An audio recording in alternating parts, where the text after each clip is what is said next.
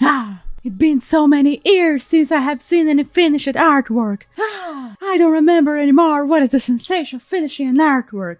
In this video, we are going to talk about that crazy feeling called going to the end. The end, that's right. Do you feel like you cannot go to the end of your artwork? Do you feel like, damn, this is too hard? How can I be more persistent? How can I have more discipline? How can I make this drawing finish? I'm going to show this in this amazing artwork. Heck yeah, let's go. This artwork took me much more hours than is in this footage. Much more, because my computer just could not handle all of the all of the recording, and it just automatically turned it off. I'm serious when I'm saying this. Do you see this red line here? I'm serious when I'm saying this. When I delete this footage, my computer is going to finally be free. Now let's get to business. When you're making a big artwork, when you're making a huge drawing, there is a first thing that you cannot forget, and it's called objective. You want to have an artwork that looks good, that looks great, it looks everything. But Gabs, how this can help me? That's where I get into explaining the process and help you guys finish big artworks, just like I finished this huge one. This is the number one thing, you are not going to know when it's good enough. You are not going to know exactly what you need to do, even though you have an objective in mind, even though it's clear for you, it's not going to be fully clear. You're going to pass through a lot of stuff. You're going to be like, bro, this is already rendered, but it's not, since your head have been looking at it for I don't know how many months. And the opposite is also true. You may be there looking at your artwork for too long, and maybe you have already rendered it too much. The two poles can happen, too much or too little. And what I say about this artwork is, think it like a puzzle. First of all, solve full ambient light when you're doing a very big project. Solve ambient light. Think of the ambient like, oh, okay, it's going to have a strong sunset. Oh, it's going to have a very dramatic light and some kind of crazy gaming poster. First, solve that inside of your head, okay? After you have solved that, just go easy, adding base colors, add basic direction of shadow, basic, don't go crazy, You can also add some ring light to show, hey, this character is really important. And talking about some things that are important, I need to tell you this, champs. When you're drawing something really complex, something with multiple characters, something absurdly detailed, you gotta be the first one to say, hey, this is the main thing, the rest cannot be the king or the queen, okay? The rest cannot be. Why? In your artwork cannot only be one thing that's calling most of attention. In this case, I was all the time reminding myself, the big lion and the guy are going to be the main thing. The rest cannot be calling attention. They cannot. They may call attention, but can never call as much as them in the center. So when you're drawing something with high complexity, remember, separate what is going to be the main thing from the rest. And I know it may hurt on you to make all the rest maybe less detailed, or maybe with less contrast, less saturation, but it's necessary. I was there all the time. You can see here, fog, you can see all of those things here happening. So this cannot have as much detail. No, this cannot have as much detail. Remember, in your artwork, there is a hierarchy of things that go first and things that go last. And it's important to not have everything appearing exactly 100% equally, because you're going to get the viewer's eyes lost. People are going to look at your artwork and go like, oh, where do I look? So now that we solved the main thing about how to place your artwork, where to start, ambient light, and the hierarchy, how do you keep on drawing something for so long, so many hours, for such a huge time? And the thing is, number one, have a schedule. See what is the best for you. See what you can keep healthy doing it. And don't you dare go like, oh, I'm going to make a marathon of just drawing this 8 hours straight for a week. Don't do this. Why are you doing this to yourself? Look me in the face. Don't you dare do this. Why would you do this to yourself? Don't do this. And also, there's more things that we need to add to you. After you understand, hey, I'm not going to marathon, I'm going to make a simple list with a schedule of when I'm going to draw. Separate what you are going to draw so you don't feel frustrated. The key here is to not feel frustrated, because you are going to. You are going to. So it's pretty much like you have a bar of frustration, okay? You have a bar. And the thing is, never let that bar get too high, okay? Never. Keep the frustration there because it's going to keep you drawing. Because if you don't have any frustration, you're going to be like, yeah, it's good, okay, whatever. You gotta have even a little bit of frustration, but you cannot be 100% content because you're going to stop like here. Let me show this. I remember when it was looking like this, and I was already like, this is amazing. This is perfect, all good. But then a small voice inside of me said, Gabs, this is not a fully rendered piece. There is sketch lines there. There are so many this is not even finished. And I was like, heck yeah, that's right. I must keep going. And then I kept going. And the thing for you to keep on going is there is going to be a point in your artwork. You're going to look at it and say, it's perfect. After you pass to the point that you think that everything is good, you're going to have a second point of, how do I make this better? I already think this is great. How do I make it even better? And that's where we go to a few options. Number one, get reference for every single thing that you believe that is obvious, that you already know. Like, I believe I'm a pro at drawing shoulders. Am I really? I'm going to search for references for shoulders, even though I believe in my head that I'm a pro. There's a phrase that I enjoy a lot, that it is, we ignore the obvious things. The real gold is inside of the obvious things, and it is. It is, champs. So whenever you're drawing and feel like I don't know anymore what to do, go search for reference specifically for each part. And if you have already searched for reference, do what you already know how to do, but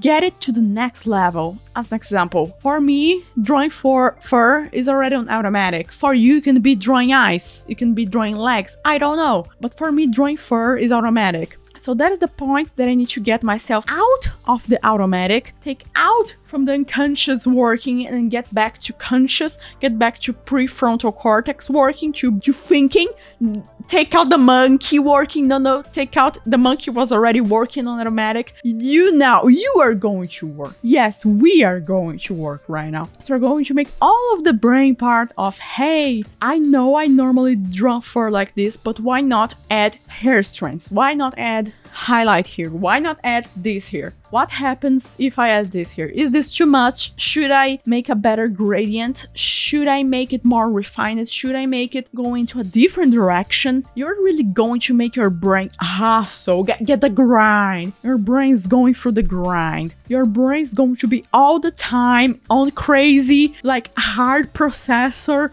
like a computer trying to play a game in fully 4K quality, I don't know what. The same is going to happen to you. And since this is something so exhausting because you're all the time challenging yourself, this piece here, I just took so many months. I don't know how many months exactly. I prefer to say 6 months, but I don't know for sure how much it took. But it took so long. It took so long. So remember, champs, why don't you leave a like in the video? I mean, why don't you, if you know that you're going to take a lot of energy, a lot of time, you already know, it's obvious. It's obvious that you're going to feel tired, that you're going to feel frustrated, that you're going to get angry at your artwork, that you're going to want to give up on that. All of those things are obvious, but we ignore that. And now that we brought into the conscious side that we know, oh, this is going to happen, it's easier to prevent. And we can prevent that by doing some things. What kind of things? Space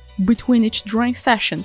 Let your brain rest. Don't go crazy. You're really strongly forcing everything in your body. You are forcing that to the limit. I know that. So give big breaks. Don't be afraid to say, hey, I'm going to draw only these leaves. Let me show here. I'm going to draw only these leaves here. Yeah, only these leaves. Only draw the leaves. Forget the rest. Breaking into smaller points. Okay, this is an excellent tip. breaking into smaller points is going to save you so much, because you may think you're going to get the overthinking brain. I know you, champ. Don't you do that. But now you have evolved just like a Charizard, and you don't have that anymore. So you're going like, why would I think of these 1,000 characters that I'm drawing if I could just go and think of a specific tree or think of a specific character? That's what I did, and I recommend you doing when you're drawing a hardcore artwork. When you have scheduled your artwork to certain days, this day I'm only going to draw one character and that's it. This other day I'm only going to draw trees. This other day only the sky. This other day only this thing. And if you don't have ambient light already done, this can get messy. So please, first fix ambient light, and then you go into render detail, refining 4K. Whoa! And a big recommendation that I need to give you. Your eyes are going to get lazy. Your eyes are going to get used into looking at your artwork. So it's going to be harder for you to see each mistake. What you can do is flip your canvas. This is easy. You know how to flip your canvas. You don't know how to flip your canvas. Google it. I don't know on basic commands too. I don't know too. I just press Ctrl Q because I made this hotkey, this shortcut. But pretty much you just go there and look from different angles. After you have tried to flip the canvas many times, your eyes still going to get used to both sides. So what to do? Last resource, champs. Go and ask for friends help, family help, I don't know help, group help, Discord help. Raise your hand and say, I need help. That's right. It's not ugly to ask for help. Repeat after me. It's good to ask for help. Ask for help. Don't try to do everything by yourself. Don't you do this. This is not smart. This is bad monkey, not good monkey. We good monkey, okay? Ask for help on everything that you can improve, because someone that have not been looking for this artwork for many hours, days, weeks, months, I'm sure they can have valuable feedback to add for you, okay? When you're making everything extremely rendered, you can get on that path of doing everything to render it, and I do not recommend that. Remember that shadows are going to get less details than light, specifically for doing a daylight, a broad daylight scene. Remember, light, detail, go crazy, detail. Shadow, I'm just gonna think that I didn't see it, okay? I'm just going to think that I didn't see it. If you go crazy mode on trying to do details in the same amount on shadows and light, this is not going to work. You're going to get crazy, you're going to get nuts. And about your mental situation, your mental health, your emotional intelligence, being able to draw big pictures, keep you disciplined into doing that, is about you training yourself into that. This is not going to come out of nowhere. Never, okay? Never. It's something that you develop with time, with consistency. How discipline appears? Discipline appears when you have done something enough times. Even if it was not the best quality ever. You were working out like every day a week, but a certain day your workout was, not that best thing. You know what I mean by that? You still did that, even if it was not the best. And that applies the same for an artwork. Remember, the important is to do that frequently, consistently, even if it's going to look like a drawing that 5-year-olds would do. A drawing that 5-year-olds would do, even if it looks like that, okay? Just by doing it and doing it and doing it, creating that muscle memory and creating the habit of feeling comfortable sitting there, opening the canvas, opening the program and drawing, holding the pen. This is going to build you strength. This is going to build you power. And we want power to become better artists, okay? We want that. So we have talked about schedule, we have talked about, I think I need to talk about also fog. We talk about hierarchy, but I have not talked specifically about fog. When we are going to draw something, and that thing is the number one thing, like this is the main thing that needs to appear, like the lion in the scene. Everything behind the lion, I made it with a small fog, like a big brush, zero hardness, big brush, zero hardness, pick the sky color, blue color, middle tone, not too bright, not too dark, and then just apply it softly behind the lion. People may not notice, but it's there, and it creates even more contrast of the character to the background. And we do want that. We do want that. Anything that we can make our characters stand out even more is good. It's great. It's amazing. We want that. Heck yeah, we want that. We want that. So anything you can make standing out, do it standing out. Or you want to make certain parts, just get low profile. Like feet in this artwork, I made feet of the yellow lion standing up and the gray wolf standing up. With fog, I just vanished a little bit. I select a color close to the feet and I just used a big brush, airbrush, apply it there. Haha, it vanished. It vanished. We lowered the contrast. There are things that are going to receive a huge contrast. We want them to appear, and things that are going to receive lower contrast. Like, haha, you cannot see me. I'm in the middle of a fog.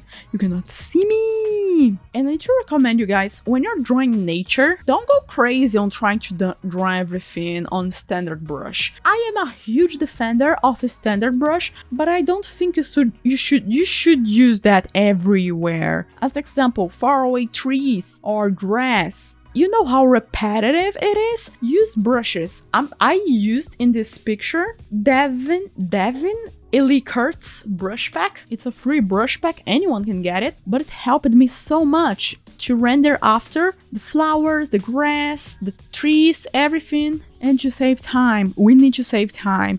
Champs, the era of us going crazy for 200 hours on an artwork is over. We are going to have help by brushes, help by specific references, help by all of those things. And this video is getting too long. Why not you go in my description and get my all-in pack with plus 100 art tutorials and improve your art even faster than taking a whole time all alone by yourself. I'm just saying, you know, it's there, right there, 7 days guaranteed. If you don't like, just throw it away and you get your money back, okay?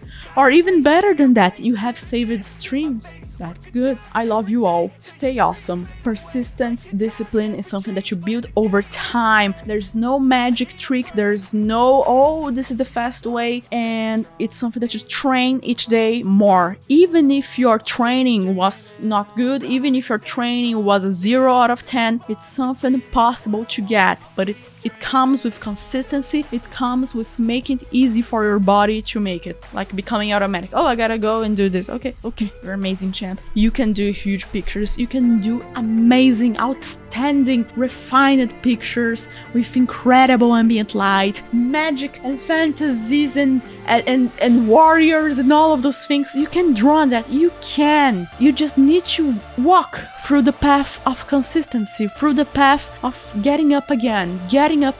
You're able of that. You are the champ. And I'll be seeing you in the next one. Bye-bye!